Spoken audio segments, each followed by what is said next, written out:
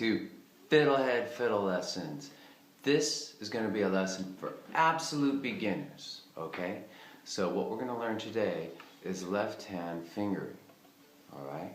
Now, I should say that before you even attempt this, a good idea is to start just by practicing the bow.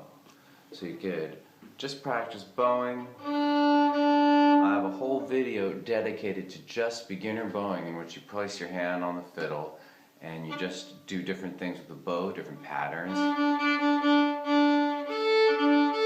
Just get to know the bow and become friends with the bow is a good idea to do first. Then we're going to, instead of trying to finger and bow at the same time, the cool thing about this approach that we're going to learn right now is that we're going to use an easier way to make the sound. We're going to pluck with our thumb, holding the fiddle guitar style. So that's a little bit easier than using the bow. So by separating out these things, I think it'll be a good way for you to learn fingering and get kind of like rolling with that. And then we'll have a video where we put that together and we bow and finger at the same time. So let's get started. Hold the fiddle kind of in the crook of your shoulder, under your shoulder, your armpit I should say, and just first, so your fingers, when I do it, my fingers kind of curl underneath, and just use your thumb to get used to plucking this out. Do that a little bit, give it a nice pull, a nice tug. Make sure you can hear that ring. Now, I put some tape on here to know where my fingers go. People feel differently about that. I think as an absolute beginner, especially if you're somewhere where you're just doing this on your own, you don't have a teacher, it might be a good idea. Also be a good idea to have a tuner to make sure these strings are totally in tune. And there's a second reason why an electronic tuner will be good. We'll get into that in a minute. So anyway, this piece of tape is about 1 inch away from the top, which is called the nut. The next piece is about the same, and the next piece is, I don't know, 1/3 of an inch, something like that, a lot closer. So, and then when we finger with our left hand, the index finger is the first, middle is second, ring is third, pinky's fourth. We're going to do 1, 2, and 3 right now. Alright? So, and when you finger, you can start by not even playing. Place your first finger on this first piece of tape. You want it to be relaxed. You want a gentle kind of squeeze here between the thumb and the index, right about like that. I can give you some different angles. You don't want to be squeezing too hard, and you don't want to be pressing too hard. If your fingertips are turning bright white, you're pressing too hard. It doesn't take much energy. And that's a difficult thing to learn as a beginner, and you get the hang up to use as little energy as possible. It's easier said than done, but you can practice that without even playing, like I said. Just practice lifting your fingers. And when you lift them, so we haven't even played yet and we're getting a lot of productive practice in. When you lift them, your tendency might be to lift them really high, like this. Bow, bow, bow. But you want to avoid that and lift them just like a millimeter, so they're hovering above where they're going to land and come back to, so that your fingers are like this sort of spider just kind of moving along. Alright? Here's another angle. When you lift, just barely lift it. Okay, good. So now we're going to put together this plucking that you did. We're going to do it on the D string. And you're going to put your first finger, index again, on the first piece of tape. The name of that note is E. I don't really spend too much time with the letter names for beginners, but there it is. And now, just kind of pluck it, get the sound of it. Now the second use of the tuner, the electronic tuner I mentioned, is that if you don't have anybody like a teacher, you can use the electronic tuner to check your tuning. So you can see, is that an E? Is that in tune? It'll tell you if it's flat, then it needs, that's flat, it's below the note, it's below the tape, then it need to come up. If it's sharp, the needle will be above the note, or to the right of the note, and you'll need to bring it back. So, if you just get it in the ballpark, because the tuners, electronic tuners, are often not, they're just kind of jittery and they kind of jump around, so don't stress about getting it just perfect. You know, just get in the ballpark. By the way, the tape markings are very approximate, very ballpark. They're not very precise. You really have to rely more on your ear. Like that illustration on your ear, how I pointed to my ear to show that you have to use your ear. Sorry, I just have to be stupid once in a while. Alright, so now the next thing we're going to do, this is a big step, we're going to practice playing open D twice and then first finger twice. That's fingering. If you can do that, you are officially fingering. And I'm plucking as I do it. Maybe practice it without even playing a little bit again. Lift it, lift it, lift it, put it down. Okay, let's go back to playing it.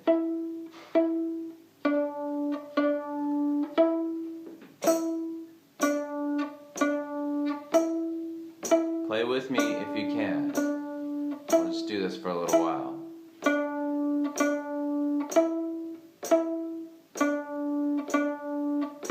Okay, so you can do that more, you can rewind and do it some more.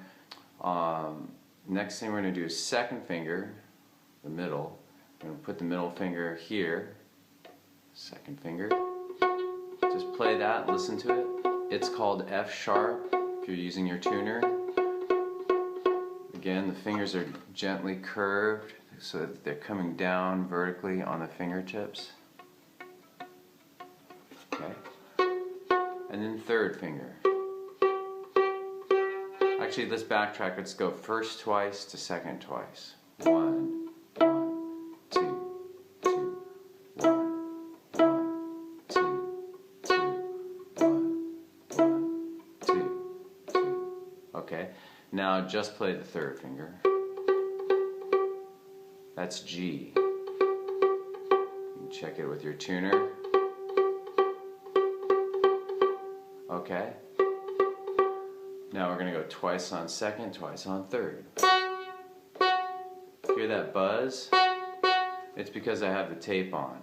So that's maybe an argument against using tape, but it may be a good idea if you're a beginner, especially if you don't have an in-person teacher.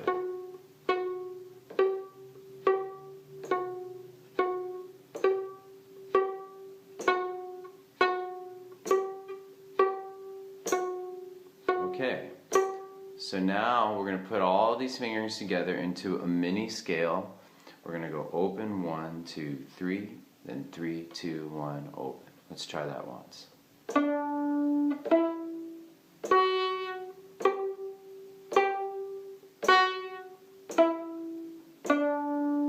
Now I'm going to do 2 plucks for every note.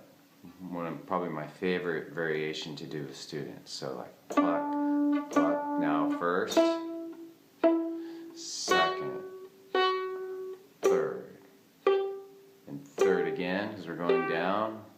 Second, first. We're going to do that all again. Play along if you can.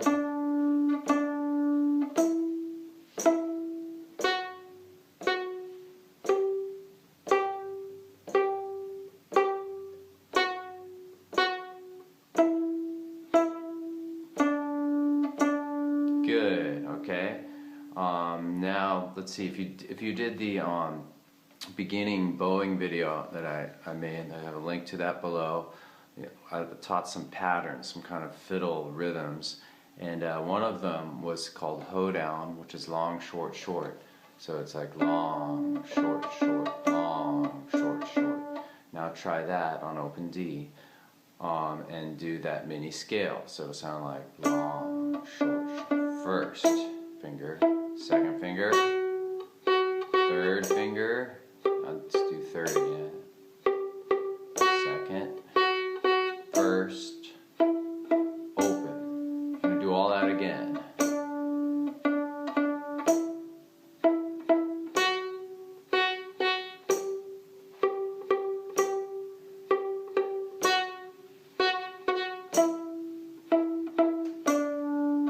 Let's do another rhythm. Let's do triplets. 1, 2, 3, 1, 2, 3, 1, 2, 3, 1,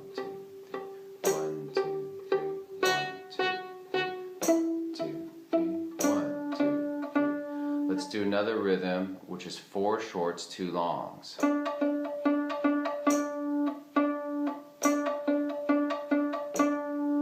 call it tucka. Somebody else once called it Mississippi hot dog. Tucka, tucka, tucka, tucka, tucka, tucka, Mississippi hot dog. Alright, so I'm going to do that on every degree of the scale. Here we go.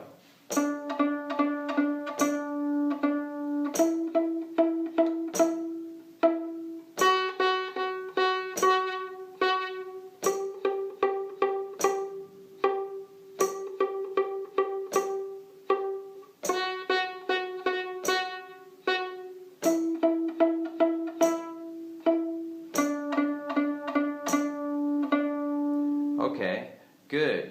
So there's 3 variations for you. We're now going to do a very simple tune called Bile and Cabbage Down.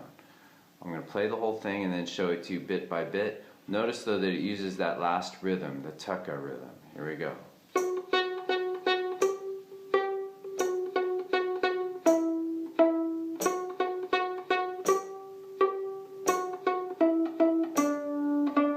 So the first quarter of the tune is 2, 2, 2, 2, 3, 3. Here's that again. Second quarter is 2, 2, 2, 2, 1, 1. Here's that again. Third quarter is the same as the first. Fourth quarter is 2, 2, 1, 1, open, open. Here's that again. I'm going to put the whole thing together. Play along slowly if you like, or just listen if you need to. 1, 2, 3, and 4, and.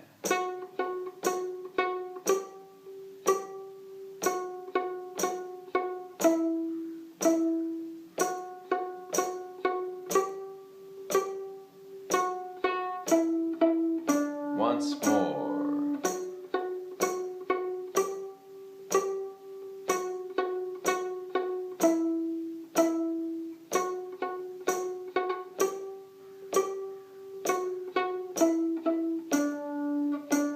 Nice work, your first fiddle tune.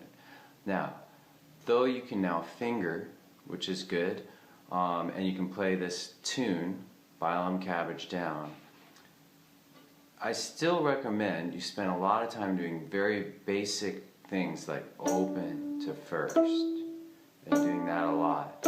Really learning, a lot of it is just training your ear.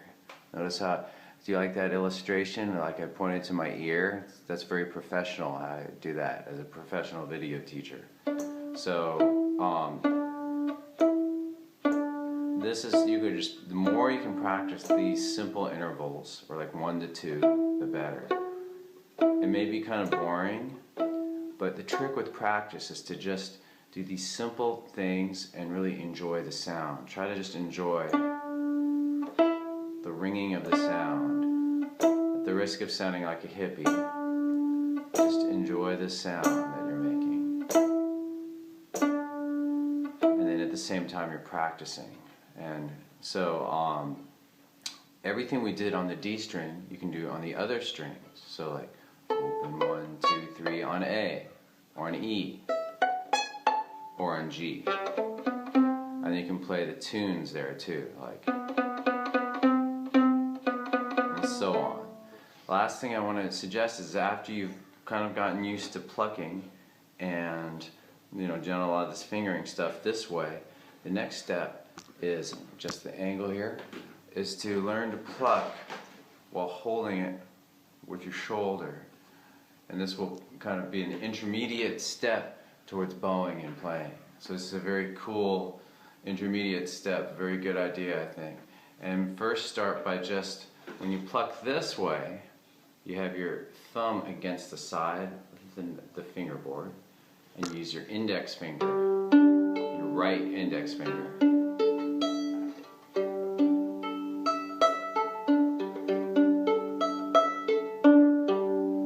And then now practice plucking the first finger. Give it a good pluck. Don't, if it's too timid, you won't be able to hear it. Just give it a nice Don't be afraid. And then just practice open to 1. This is a very, this is how actually if you listen to orchestras, you see orchestras playing, they usually pluck like this. There's a little bit more challenging way as well, but this is a pretty standard way to pluck. And so just practice everything, practice the tune. But do it this way now. When you hold the fiddle, I kind of go over this in the beginning bowing lesson, but if you can hold it with just your shoulder and your chin, that's the best. It sort of frees up your left hand to move and eventually to move up the neck if you need to.